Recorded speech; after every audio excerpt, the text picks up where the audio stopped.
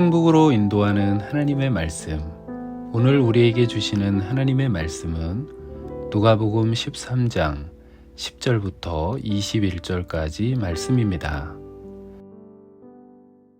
예수께서 안식일에 한 회당에서 가르치실 때 18해 동안이나 귀신 들려 앓으며 꼬부라져 조금도 펴지 못하는 한 여자가 있더라. 예수께서 보시고 불러 이르시되, 여자여, 네가 내 병에서 놓였다 하시고 안수하시니 여자가 곧 펴고 하나님께 영광을 돌리는지라.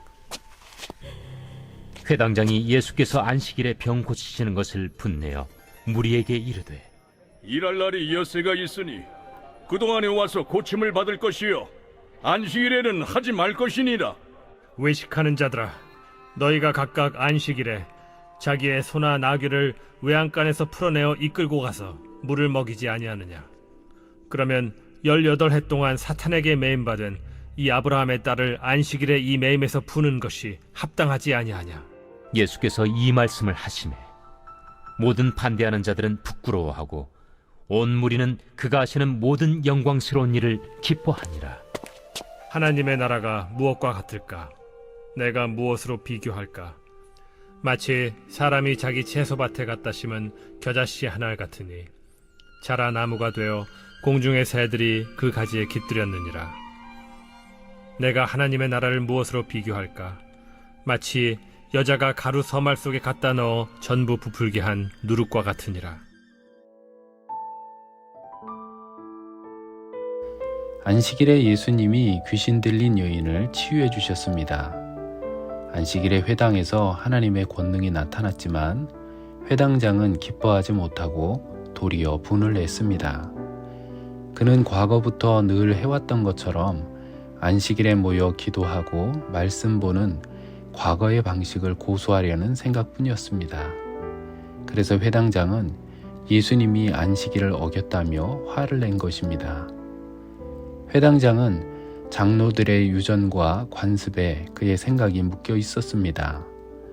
예수님의 기적에는 안식일의 주인이신 하나님의 권세와 통치의 능력이 있었지만 선입견과 습관적 신앙 때문에 과거의 틀을 깨지 못해 예수님을 통해 나타나는 하나님의 나라를 발견하지 못했습니다. 유대인들은 사람을 치유하고 변화시키는 것에는 관심이 없었습니다.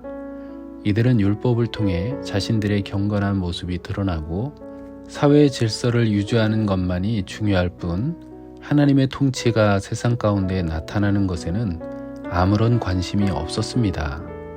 예수님은 신앙이 없으면서도 겉으로만 신실한 척하는 이들을 향해 외식하는 자들이라고 책망하셨습니다. 예수님은 하나님의 나라가 당시 유대인들이 생각했던 것처럼 영토와 법과 제도를 가진 국가가 아니라고 말씀하셨습니다. 하나님의 나라는 누룩이 자루 속에 있는 가루를 모두 부풀게 하는 것처럼 커져가고 작은 겨자씨 한 알이 자라 큰 나무가 되어 새들이 깃들일 정도로 자라나는 강력한 생명력이라고 말씀하셨습니다. 교회는 하나님의 나라의 생명력을 가졌기 때문에 변화하고 발전합니다. 신앙의 전통을 고수하지만 말씀 안에 내재된 생명을 유지한다면 교회는 하나님 안에서 변화와 성장을 이뤄낼 것입니다. 겉으로 보이는 제도나 건물, 환경에 집중하지 않고 하나님의 말씀에 집중하는 교회와 성도들이 되시기를 예수님의 이름으로 축원합니다. 기도하겠습니다. 하나님 아버지, 우리 안에 말씀의 생명이 역사하도록 말씀의 참뜻을 이해하고 따라가는 복된 성도들이 되게 하여 주옵소서. 예수님의 이름으로 기도합니다. 아멘.